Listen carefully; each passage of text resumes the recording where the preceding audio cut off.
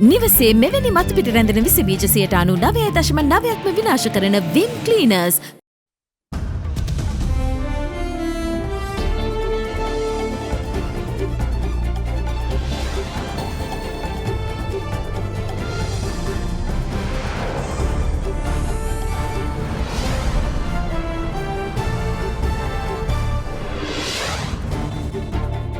අද 2021 මාර්තු 24 බදාදා සිරස්තල.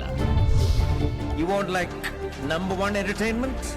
අපේ දේ රැකගෙන අලුත් දේ අරගෙන TV බෑම!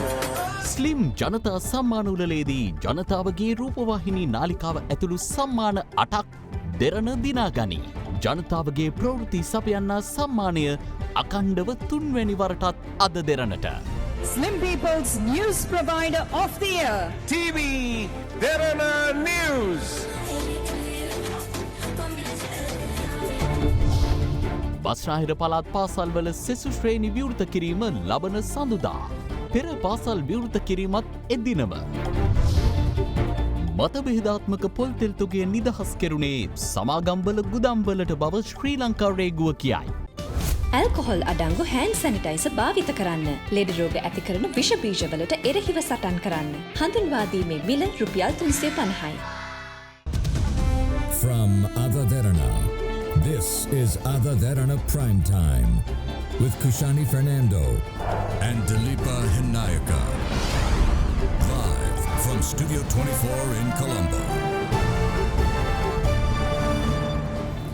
අයිබෝන් නොබදත් එක් වන්නේ ශ්‍රී ලංකාවේ අංක එකේ සහ විශ්වසනීයම පුවත් විකාශය අද දෙරණ 6:55 සමගින් 15 වැනි ස්ලිම් ජනතා සම්මාන උළෙලේදී ශ්‍රී ලාංකීය උත්තම ප්‍රේක්ෂක ජනාදරය සහ විශ්වසනීයත්වය යළිත් තහවුරු කරන්නට දෙරණ මාධ්‍ය ජාලය සමත් වුණා.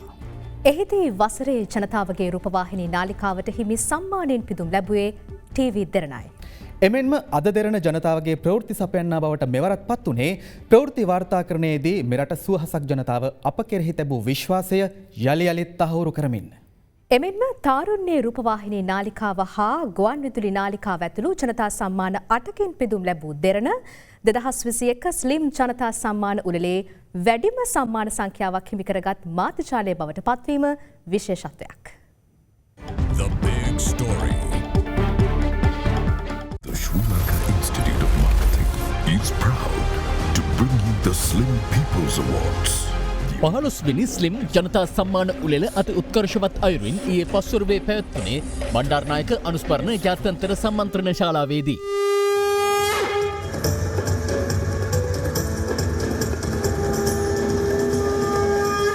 ශ්‍රී ලංකා අලෙවිකරණ ආයතනය විසින් ශ්‍රී ලංකාවේ ජනතා ප්‍රතිචාර මත සම්මාන පිරිනමන අලෙවි ක්ෂේත්‍රයේ අන්තර්ජාතික ඉහළම පිළිගැනීම සහිත සම්මාන ප්‍රදානෝත්සවය මෙයයි. මෙහි ප්‍රධාන ආරාධිතයා ලෙස සහභාගී වූයේ ජාතික උරුම ප්‍රාසංග කලා හා ග්‍රාමීය කලා ශිල්පී ප්‍රවර්ධන කටයුතු රාජ්‍ය අමාත්‍ය Vidura Wickramanayake මහතායි. Unless we have creative leaders, the country will not rise from the ashes. When I say leaders, it is not only the politicians. All of us are leaders. Unfortunately, we have given it over to somebody else. I wanted to respect you all. I wanted to respect Sri Lanka Institute of Marketing and their efforts. I think over the 15 past years, entire Sri Lankan people has given us the opportunity to conduct this continuously for the past 15 years. This is not an award show that selections through judges or voting. This is the voice of people. People select your brand. This is conducted by AZ Nielsen for past 15 years. It is a very reputed research agency. This stage is the only platform that recognize the people's voice. Whoever getting the award is not, actually they are getting the award from people. ජාත්‍යන්තරව පිළිගත් ලොව ප්‍රමුඛ පෙළේ සමීක්ෂණ ආයතනයක් වන AC නිල්සන් ආයතනය මාස ගණනාවක් මුළුල්ලේ දිවින පුරා සිදු කළ සමීක්ෂණයකට අනුව ජනතාව අතර ප්‍රචලිත සන්නාම පුද්ගල නාම හා මාධ්‍ය ආයතන ජනතා සම්මානයට නිර්දේශ වුණා. I'm delighted to be able to outline the approach that was used to conduct the survey. The research process follows stringent scientific practices on sampling and data collection protocols to ensure fair and unbiased responses representative of the voice of the people. The face-to-face interviews are conducted among randomly selected individuals aged between 15 to 60 years by well-trained and experienced resources. Nielsen IQ has stringent quality control measures at every stage of the research to ensure the accuracy of the data collected. මෙම සම්මාන උළෙල විචිත්‍රාංග රසකින්ද වර්ණවත් වී තිබුණා.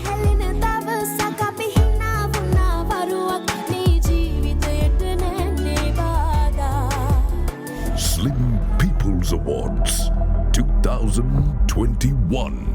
ඒ අනුව 2021 slim සම්මාන උළෙලේදී තාරුණ්‍යයේ ගුවන්විදුලි නාලිකාව ලෙස සම්මානයට පාත්‍ර වුණේ FM දෙරණයි. Slim People's Youth Choice Radio Channel of the Year. Who's the winner? What do you think? ආදරේ නිසායි අහන්නේ ශරෝන්. ඔය කැමතිම රේඩියෝ channel එක මොකක්ද? FM Derana. Put your hands together for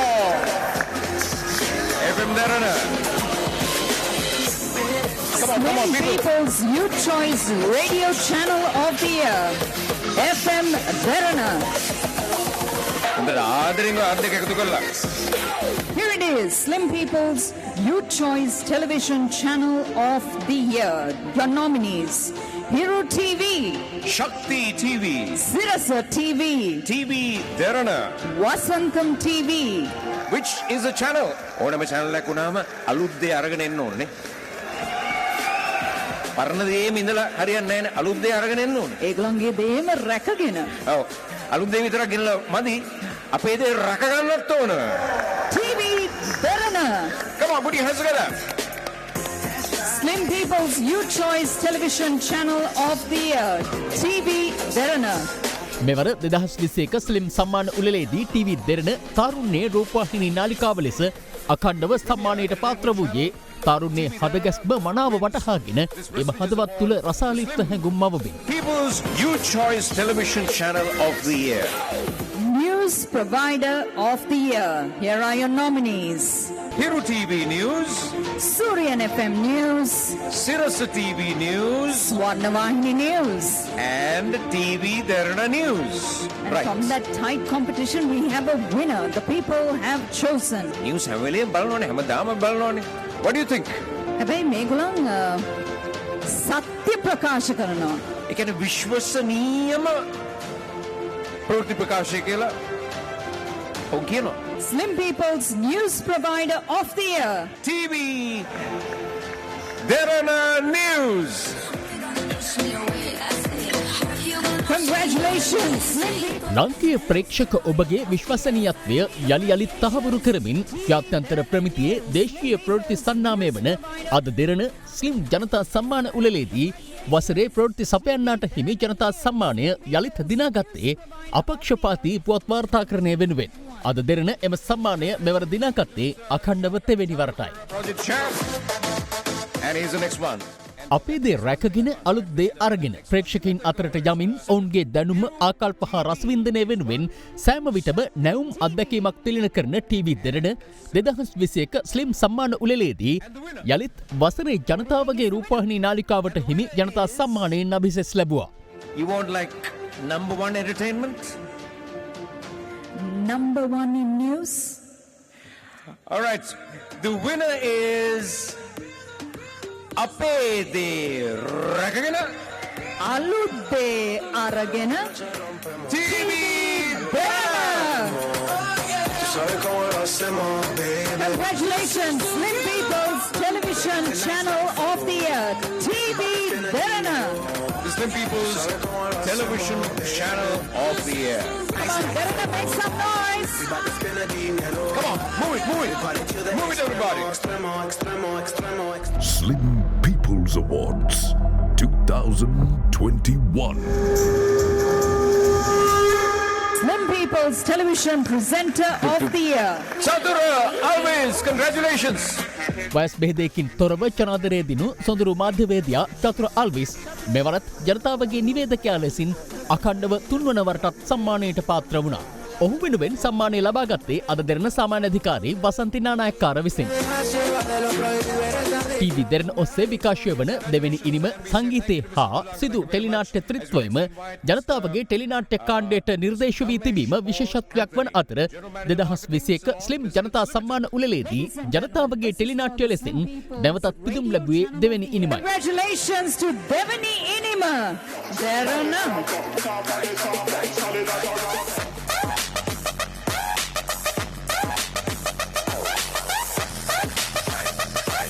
වසරේ ජනතාවගේ ටෙලිනාට්‍ය නළුවා ලෙස මෙවරත් සම්මානය දිනාගත්තේ දෙවැනි ඉනිම ටෙලිනාට්‍යයේ අනුහස්කය චරිතය නිරූපණය කරන Raveen කනිෂ්කයි.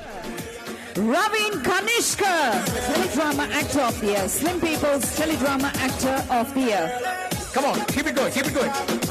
Apudi madi. Nayanthara Wickramalakshmi. එමෙන්ම දෙවැනි ඉනිම ටෙලිනාට්‍යයේ දෙව්මිගේ චරිතය නිරූපණය කරන නයනතාරා වික්‍රමාරච්චි මෙවරත් ස්ලිම් ජනතා සම්මාන උළෙලේ ජනතාවගේ ටෙලිනාට්‍ය නිලියට හිමි සම්මානය දිනා ගැනීමට සමත් වුණා. ඇය මෙම සම්මානය දිනාගත්තේ අඛණ්ඩව තෙවැනි වරටයි.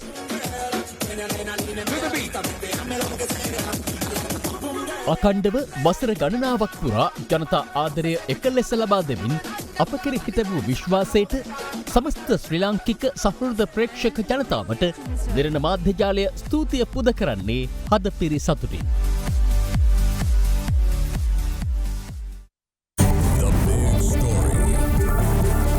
බැංකු පොලිය අඩුම වෙලාවේ ලක්ෂ 5ක් ගෙවා වෙන් කරගන්න. Mulberry Residence. වේගයෙන්ම ක්ලේම්ස් ගෙවන ලංකාවේ හොඳම සෞඛ්‍ය රක්ෂණය Softlogic Life. බස්නාහිර පළාතේ සියලු පාසල්වල සියලුම ශ්‍රේණිවල අධ්‍යයන කටයුතු මාර්තු 29 වන සඳුදා සිට ආරම්භ කරන බව අධ්‍යාපන අමාත්‍ය මහාචාර්ය ජී.එල්. පීරිස් මහතා පවසනවා.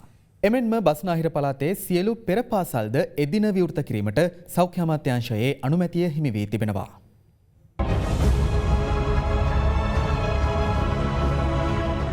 බස්නාහිර පළාතේ පාසල්වල 5, 11 සහ 13 ශ්‍රේණි පමණක් අධ්‍යයන කටයුතු සඳහා පසුගිය 15 වෙනිදා ආරම්භ කෙරුණා.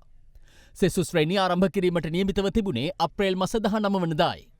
අධ්‍යාපන අමාත්‍ය මහාචාර්ය ජී.එල්. පීරිස් මහතා අද ප්‍රකාශ කළේ බස්නාහිර පළාතේ සියලු පාසල්වල සියලු ශ්‍රේණි අධ්‍යයන කටයුතු වෙනුවෙන් මාර්තු 29 වෙනිදා විවෘත කිරීමට සෞඛ්‍ය සේවා අධ්‍යක්ෂ ජෙනරාල්වරයාගේ අනුමැතිය හිමි වූ බවයි. සඳුදා මාර්තු 29 බස්නාහිර පළාතේ සියලුම ශ්‍රේණිවල පන්ති යළි ආරම්භ කිරීමට අපි තීරණය කරලා තිබෙනවා. මේ සම්බන්ධයෙන් අපිට අනුමැතිය දැන් ලැබිලා තිබෙනවා සෞඛ්‍ය අධ්‍යක්ෂ ජනරල් තුමාගෙන්.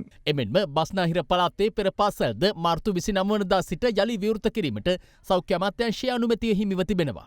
පෙර පාසල් ආරම්භ කිරීම සඳහා බස්නාහිර පළාතෙත් අපට අවසරය ලබා දීලා තියෙනවා. පෙර පාසල් මේ 29 වෙනිදා ඉඳලා ආරම්භ කරන්නට ඔබට හැකියාව තියෙනවා. මේ අතර මෙරට කොවිඩ් එන්නත් කරන වැඩපිළිවෙල යටතේ පුද්ගලයින් 8,44,327 දෙනෙකුට එන්නත ලබා දී තිබෙනවා. ස්පුට්නික් රෂයානු සින්නක එහෙම නැත්නම් එන්නත බලාපොරොත්තු වෙන ආරම්භයේ මිලියන 7ක් මිලදී ගැනීමට ඒ සඳහා ඇමරිකන් ඩොලර්ස් මිලියන 69.65ක් භාණ්ඩාගාරයෙන් වෙන් කරන්නට තීන්දුව කරලා තියෙනවා. ඊයේ මෙරටින් නව කොවිඩ් ආසාදිතයන් 251 දෙනෙකු හඳුනා ගැනුණා. ඉන් වැඩිම ආසාදිතයින් ගම්පහ දිස්ත්‍රික්කයෙන් වාර්තා වූ අතර එම ගණන 66ක්. අද නව කොවිඩ් ආසාදිතයන් 132 දෙනෙකු හඳුනා ගැනීමත් සමග සමස්ත ආසාදිතයන් සංඛ්‍යාව 90,897ක් දක්වා ඉහළ ගොස් තිබෙනවා. ආසාදිතයන්ගෙන් 87,630 දෙනෙකු මෙවන විට සුවය ලබා රෝහල් වලින් පිටව ගොස් ඇති අතර තවදුරටත් ප්‍රතිකාර ලබන්නේ ආසාදිතයන් 2,715 දෙනෙකු පමණයි. මේ අතර යාපනයේ නල්ලූර් ප්‍රදේශයේ 63 හැවිරිදි කාන්තාවක් කොවිඩ් ආසාදිතව මියගිය බවට සෞඛ්‍ය සේවා අධ්‍යක්ෂ ජෙනරාල්වරයා ඊයේ තහවුරු කිරීමත් සමග මෙරට සමස්ත කොවිඩ් ආසාදිත මරණ සංඛ්‍යාව 552 දක්වා ඉහළ ගොස් තිබෙනවා.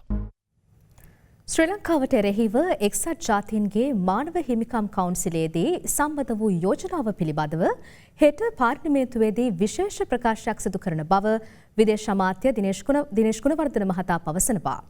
මේ අදාළ යෝජනාවේ අන්තර්ගත කරුණු පිළිබඳව අද දිරණ කළ සොයා බැලීමක්.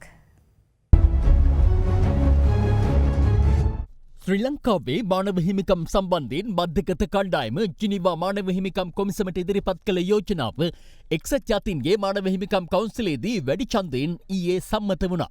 එහිදී එම යෝජනාවට පක්ෂව රටවල් 22ක් ඡන්දය ප්‍රකාශ කළ අතර විරුද්ධව ඡන්දය ලබා දුන්නේ රටවල් 11ක් පමණයි. රටවල් 14ක් ඡන්දය ලබා දීමෙන් වැළකී සිටියා. ඊයේ මානව හිමිකම් කවුන්සිලයේදී සම්මත වූ අදාළ යෝජනාවට ප්‍රධාන කරුණු කිහිපයක් ඇතුළත්. ආණ්ඩුක්‍රම ව්‍යවස්ථාවේ 20 වැනි සංශෝධනය සම්මත වීමත්, එය ක්‍රියාවෙන් නැංවීමත් යන කරුණු පදනම් කර ගනිමින් ප්‍රජාතන්ත්‍රවාදී පාලන ක්‍රමේ පවත්වා ගැනීමේදී අතිශය වැදගත් වන ආයතන ස්වාධීන අධීක්ෂණයකට ලක්වීමේ වැදගත්කම ආණ්ඩුවට පෙන්වා දෙන බව ඊයේ සම්මත වූ යෝජනාවේ දැක්වෙනවා. එමෙන්ම එහි සඳහන් වන්නේ පළාත් සභා සඳහා වන ඡන්දය පැවැත්වීමට කටයුතු කළ යුතු අතර 13 වන ව්‍යවස්ථා සංශෝධනයේ ප්‍රකාරව පළාත් සභා කාර්යක්ෂමව ක්‍රියාත්මක වීම තහවුරු කළ යුතු බවයි.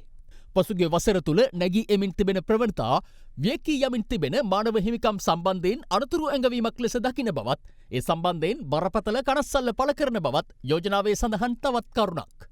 එහි සඳහන් වන්නේ ත්‍රස්තවාදයේ වැළැක්වීමේ පනත යළි සමාලෝචනය කළ යුතු අතර ත්‍රස්තවාදයට එරෙහිව කටයුතු කිරීමට සම්මත කරන ඕනෑම නීතියක් අන්තර්ජාතික මානව හිමිකම් නීතියට අනුකූලව සකස් විය යුතු බවයි. 2015 සිට 2019 දක්වා පැවති ආණ්ඩුව මානව හිමිකම් මහ කොමසාරිස්වරියගේ කාර්යාලය සමග පැවැත් වූ ධනාත්මක සබඳතා පැවැත්වීම අගය කරන අතර එවැනි සබඳතාවයක් ඉදිරියේදීද පවත්වා ගනිමින් මානව හිමිකම් මහ කොමසාරිස්වරියගේ වාර්තාවේ නිර්දේශ ක්‍රියාත්මක කළ යුතු බවද එමකින් යෝජනා කර තිබෙනවා. අතුරුදන් වූවන් පිළිබඳ කාර්යාලය සහ හානිපූර්ණ කාර්යාලයේ කටයුතු ස්වාධීනව සිදු කිරීමට ඇති හැකියාව ආරක්ෂා කරමින් එම ආයතනවලට සහයෝගය ලබා දිය යුතු බවට සහ කරදරයට පත් පවුල් සඳහා අතුරු සහන ලබා දීමට එම ආයතනවලට ඉඩ ලබා දිය යුතු බවටද මධ්‍යගත කණ්ඩායමේ යෝජනාවේ සඳහන්. මේ අතර ඊයේ වැඩි ඡන්දයෙන් සම්මත වූ යෝජනාව සම්බන්ධයෙන් අදත් පාර්ශව කිහිපයක් අදහස් පළ කළා. කෙනෙක් මේ යෝජනාවට පක්ෂව ඡන්දය දුන්නේ නැත්නම් අනිවාර්යයෙන්ම ඔහු ගණන්ගත යුත්තේ එම යෝජනාවට පක්ෂ නැති කෙනෙක් විදිහට. එහෙම බැලුවාම ශ්‍රී ලංකාවට අවම වශයෙන් ඡන්ද 25ක් මේ අවස්ථාවේදී ලැබුණා. කිතුල් ගහක් නැග්ග මිනිහන් මීට වඩා තර්කානුකූල දේවල් කියලා තියෙනවා. ඡන්දේ නොදී සිටින සියලු දෙනාම තමන්ගේ පැත්තේ න. අපිට කියන්න තියෙන්නේ ලංකාවේ හැම ඡන්ද ප්‍රතිඵලයක් දිහාම එහෙනම් බලන්න ඕනේ විදිය. එහෙම ගත්තොත් එහෙම පසුගිය ජනාධිපතිවරණයේදී ලක්ෂ 162ක් ඡන්ද තිබුණා. ඡන්දදායකයෝ. ලක්ෂ 162කින් ගෝඨාභය රාජපක්ෂ මහතාට ලැබුණ ලක්ෂ 69යි. ඒතර දිනේෂ් කුමාරදන මහතාගේ නව ගණිත න්‍යාය අනුව ගත්තොත් එහෙම ගෝඨාභය රාජපක්ෂ මහතා ඡන්ද ලක්ෂ 95කින් පරාදයි. ඒක විපක්ෂ කියලා ගන්නත් බෑ පක්ෂ කියලා ගන්නත්. එතකොට ඒ ඡන්දේ ගණනය කරන්නේ නැහැ. ඉන්දියාව වගේ රටක් ඇයි පක්ෂ වුනේ නැත්තේ? අපිට සහයෝගය දුන්නේ නැත්තේ මොකද? අපේ ලොකු අයියා කියන ඉන්දියාවේ හැසිරීම පිළිබඳව මානව හිමිකම් දඬුවනුවෙන් අපිව හිර කරලා අපේ රටේ සම්පත් කොල්ල කණ්ඩ ඉන්දියාව උත්සාහ දරන පිළිකුල් සහගතව අපේ උත්සාහය හෙලා දකින්න. මේ සමුළුවේ මේ යෝජනාව සම්මත කර පමණින් වෙනත් රටවල් වලට එහෙම ඇඟිලි ගහන්න බෑ. මොකද මේක LTT ඩෑෂ්පෝරාවට උමනාවට වෙච්ච දෙයක්. මේකට ඡන්දෙ දීලා තියෙන්නේ ඔක්කොම ඒ කලාපයේ උන්ට සහයෝගය දෙන රටවල්. Honorable M.A. Sumandran, he had welcomed countries that had supported the මම දැක්කා මේ ජිනීවා යෝජනාවට සහාය දැක්වූ රටවල් වලට සුමන්ත්‍රණ මන්ත්‍රීවරයා ස්තුතිවන්ත වෙනවා. දෙමළ ජාතික සන්ධානයේ ඉල්ලලා තියෙන මේ යුක්තිය පසදලීමේ යෝජනාවෙන් අපි චෝදනා කරන ඔවුන් කරපු මිනිස් සංහාරයට යුක්තිය ඉටු වෙන්නේ නැහැ. ආණ්ඩුවටම කියනවා නම් ඒ වෙනුවෙන් ක්‍රියාමාර්ග ගන්න කියලා අපි බලාපොරොත්තු වෙන්නේ කොහොමද යුක්තිය ඉටුවේ කියලා. මට කනගාටු උනේ ඉන්දියාව පස්සේ ගිහිල්ලා නැගෙනහිර පරිරාජ්‍යයක් දීලා ගන්න බැරුණා. යහපාලන ආණ්ඩු කාලේ කිසිම දවසක අපිට එක්සත් ජාතීන්ගේ මානව හිමිකම් කවුන්සිලේ පරාජයක් ලැබුණේ නැහැ. ඉතින් ඔබතුමා ප්‍රකාශයක් කරනවද මේක සම්බන්ධයෙන්? මාතෘ භූමියට විරුද්ධව හැසිරෙන්න එපා. හෙට දිනේ මම දීර්ඝ උත්සරයක් ලබා දෙනවා. බොහොම ස්තුතියි.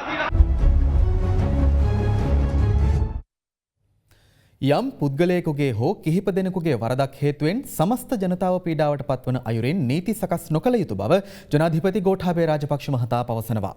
ආණ්ඩුකාරවරුන් සහ දිස්ත්‍රික් ලේකම්වරුන් සමග අද පෙරවරුවේ පැවති හමුවකදී ජනාධිපතිවරයා මේ පිළිබඳ සඳහන් කර සිටියා.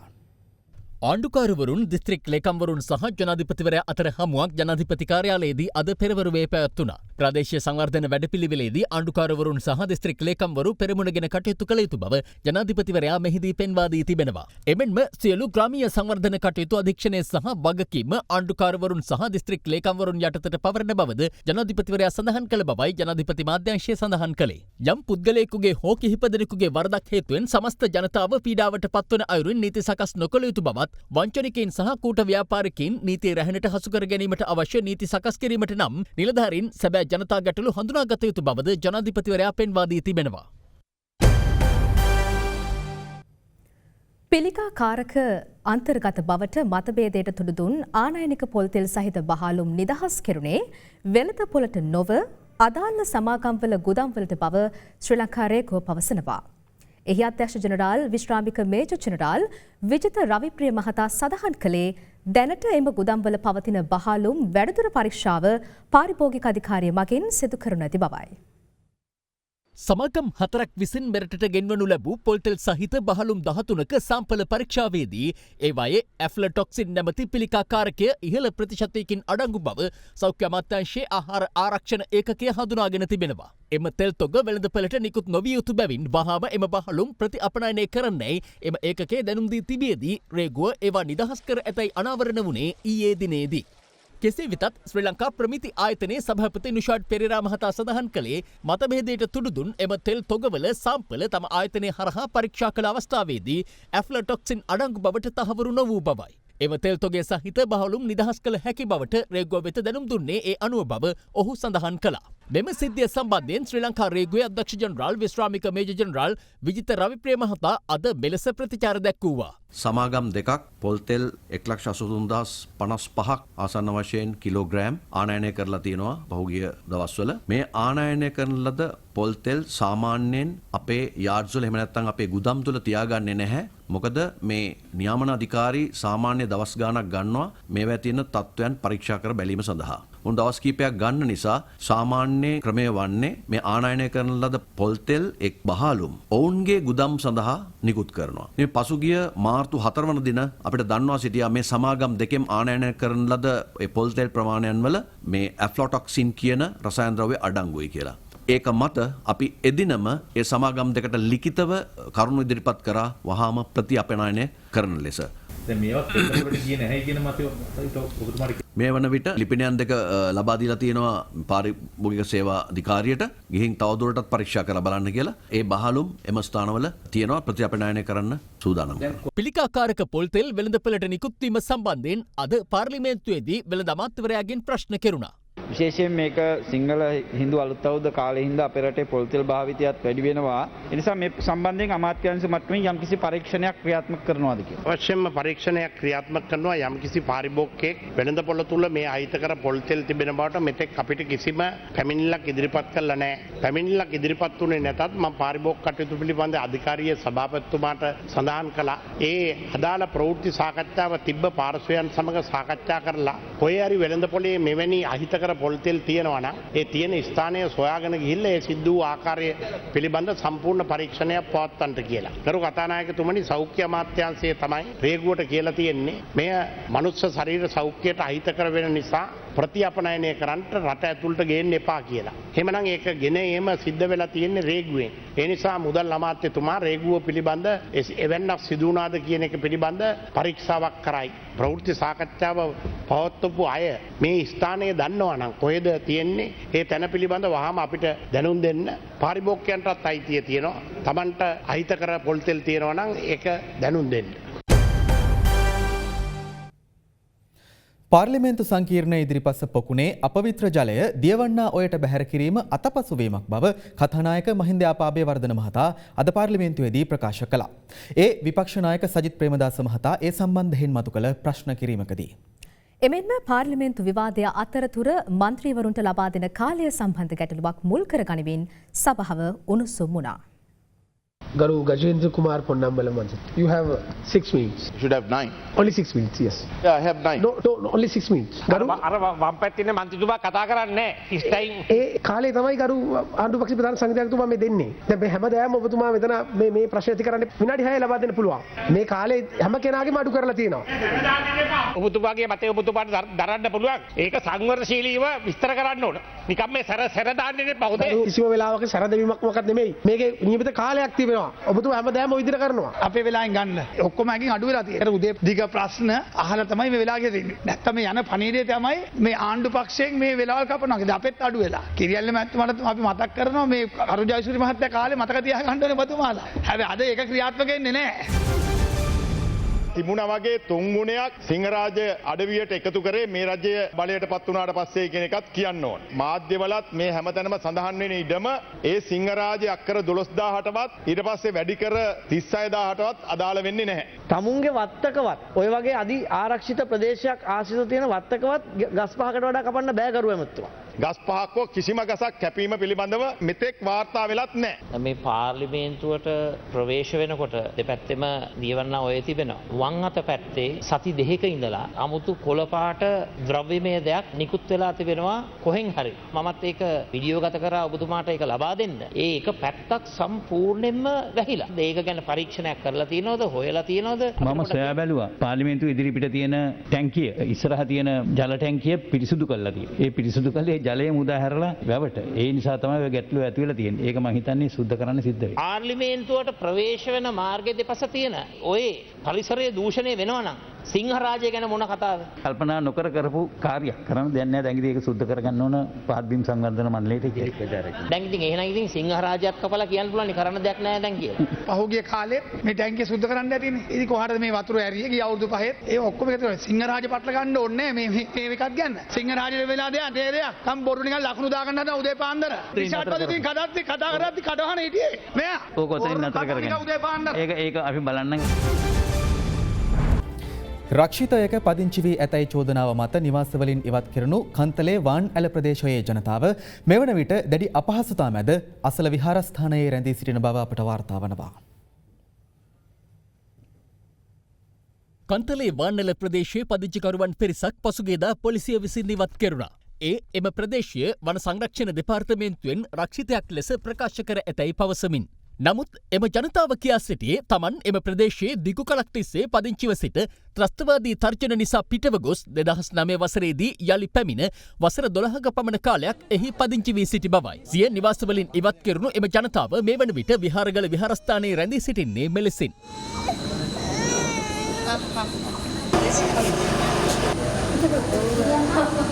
මෙම ජනතාව මුහුණදී ඇති ගැටලුවට විරෝධය පළ කරමින් පොදුජන පෙරමුණු කන්තලේ ප්‍රාදේශීය සභා මන්ත්‍රී විජය වික්‍රම ළමා හේවා මහතා අද ප්‍රාදේශීය සභාවේ මහ සභා රැස්වීමේදී අදහස් පළ කළා.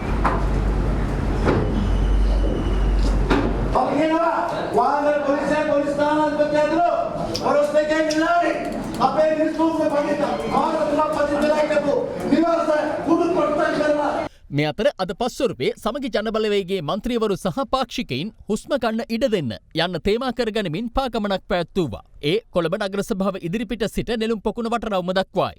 මේ සඳහා විපක්ෂ නායක සජිත් ප්‍රේමදාස මහතාද එක්ව සිටියා.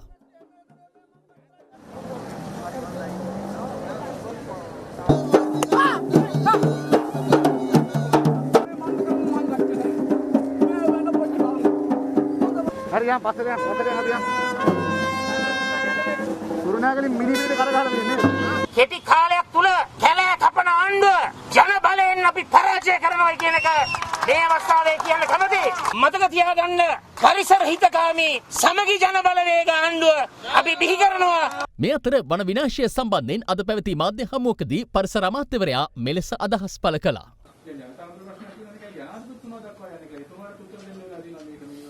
ඔය ඉතින් මේකේ ප්‍රහාරය ප්‍රබලයිනේ. දැන් එක්සත් ජාතික පක්ෂයත් ඊයේ බෝඩ් අල්ලගෙන හිටියානේ. පරිසරයට වැඩිම හානියක් කරපු කණ්ඩායම තමයි එතන හිටියේ. එතන එක්කෙනෙක් විතර තව අඩු වුණා. තව අර එක්කෙනෙක් හිටියා නම් හොඳයි. එයාත් බෝඩ් එක මම බැලුවා. එයාගේ නම් මූණ දැක්කේ නැහැ. එයා පස්සේ පැත්තෙන් හිටියත් දන්නේ. එක්කෙනෙක් කියන්න පුළුවන්. විපක්ෂ නායකතුමා කරපු පරිසර හානිය පෙන්වන්න එන්නකො මම පෙන්වන්න. වන සංරක්ෂණ ඉඩම් සාමාන්‍යයෙන් දෙන්නේ නැහැ වෙන කටයුතු වල ලේසි. ඒ ඉඩනුත් අරගෙන ගෙවල් හදන්න. එයා එහෙම ඉඳගෙන දැන් බෝඩ් අල්ලනවා පරිසර විනාශ කරනවා කියලා මේ ආන්නේ. දින 180ක ණය සහන යටතේ සෙරමික් ආනයනයට පාර්ලිමේන්තු අවසරය ලබා ගැනීම සඳහා කැබිනට් මණ්ඩල අනුමැතිය හිමි වූ බව කැබිනට් ප්‍රකාශක අමාත්‍ය කෙහෙලි රපුක්වැල්ල මහතා පවසනවා. අද පැවති කැබිනට් තීරණ දැනුම් දීමේ මාධ්‍ය හමුවට එක්වෙමින් අමාත්‍යවරයා මේ බව සඳහන් කළා. විශේෂයෙන්ම ආනයන තාවකාලික අත්හරණ සෙරමික් නිෂ්පාදන සම්බන්ධවත් විදේශ විනිමය ආරක්ෂා කිරීමේ සහ සුරක්ෂිත කිරීමේ වැඩපිළිවෙලට අනුව තමයි මේ දේ කරලා තියෙන්නේ. කෙසේ වෙතත් ඒ ක්ෂේත්‍රය ඉදිරියට යා යුතුයි. ඒ වගේම ඉදිකිරීම ක්ෂේත්‍රයට යම් කිසි විදිහේ බලපෑමක් ඇති වෙන නිසා දින 180ක ණය පදනම මත ආනයන කිරීම සඳහා මේට අවසර ලබා දීලා තියෙනවා. රජයේ එම තීරණය සම්බන්ධයෙන් සෙරමික් ආනයනකරුවන් අද මෙලෙස අදහස් පළ කළා. දැන් ඔබ කිව්ව විදිහට ණය දෙයිද එච්චර කාලයක් දැන් ඔබ ව්‍යාපාරය පවත්වාගෙන යන්නේ. ඒගොල්ලන්ගේ එච්චරම කැමැත්තක් නැහැ මාස 6ක කාලයක් ණය දෙන්න. මොකද කිසිම කෙනෙක් මාස 6ක ණයක දෙන්නේ. නමුත් ඔවුන් තේරුම් ගන්න තියෙනවා දීර්ඝ කාලින වශයෙන් අපි ඔවුන් එක්ක අත්වැල් බැඳගෙන අපි විශ්වාසව කටයුතු කරපු හින්දා කිහිප දෙනෙක් ඒ වගේ අපිට සහනයක් දෙන්න. නමුත් ඒක මම හිතනවා 30% වගේ සප්ලයර්ස්ලා තමයි ඒකට එකඟ වුණොත් එකඟ වෙන්නේ. අපවත් වී වදාළ අතිපූජ්‍ය කොටුගොඩ ධම්මාවාස මහනා හිමිපාණන් වහන්සේගේ ශ්‍රී දේහය පිළිබඳ ආදාහන පූජෝත්සවය පැවැත්වෙන හෙට ශෝක දිනයක් ලෙස ප්‍රකාශයට පත් කිරීමට රජය තීරණය කර තිබෙනවා. ඒ අනුව හෙට කොළඹ දිස්ත්‍රික්කය තුළ මස් මාංශාල විසැල් හා සුරාසැල් වසා තැබෙනු ඇති. ඒ සමගින් තවත් පුවත් කිහිපයක් දැන්. ශ්‍රී ලංකා අමරපුර මහානිකායේ උත්තරීතර මහානායක අග්ගමහා පණ්ඩිත මහෝපාධ්‍යාය අපවත් වී වදාළ අතිපූජ්‍ය කොටුගොඩ ධම්මාවාස මහනා හිමිපාණන් වහන්සේගේ ශ්‍රී දේහයට ජනාධිපති ගෝඨාභය රාජපක්ෂ මහතා අද පෙරවරුවේ අවසන් ගෞරව දැක්වුවා. ශ්‍රී දේහය පිළිබඳ ආදාහන පූජෝත්සවය පූර්ණ රාජ්‍ය ගෞරව සහිතව කොළඹ නිදහස් චතුරස්‍ර පරිශ්‍රයේදී හෙට සිදු කිරීමට නියමිතයි. 2016 පැවති බැඳුම්කර වෙන්දේසියකදී රුපියල් බිලියන 36.98ක් වටිනා බැඳුම්කර සාවද්‍ය පරිහරණය කළේ යයි චෝදනා එල්ල වී සිටින හිටපු මුදල් අමාත්‍ය රවි කරුණානායක ඇතුළු විත්තිකරුවන් 8 දෙනා මේ මාස 30 වෙනිදා දක්වා තවදුරටත් රක්ෂිත බන්ධනාගාරගත කරන ලෙස අධිකරණය අද නියෝග කළා. ඒ අදාළ නඩුව අද දමිත් තොටවත්ත මංජුල තිලකරත්න සහ මොහොමඩ් ඉර්ෂදීන් යන මහත්වරුන්ගෙන් සමන්විත ත්‍රිපුද්ගල මහාධිකරණ විනිසුරු මඩුල්ල ඉදිරියේ කැඳ වූ අවස්ථාවේදී ඒ සමගින් අපගේ ප්‍රධාන ප්‍රවෘත්ති ප්‍රකාශය නිමාවට පත්වනවා. සුබ රාත්‍රියක්.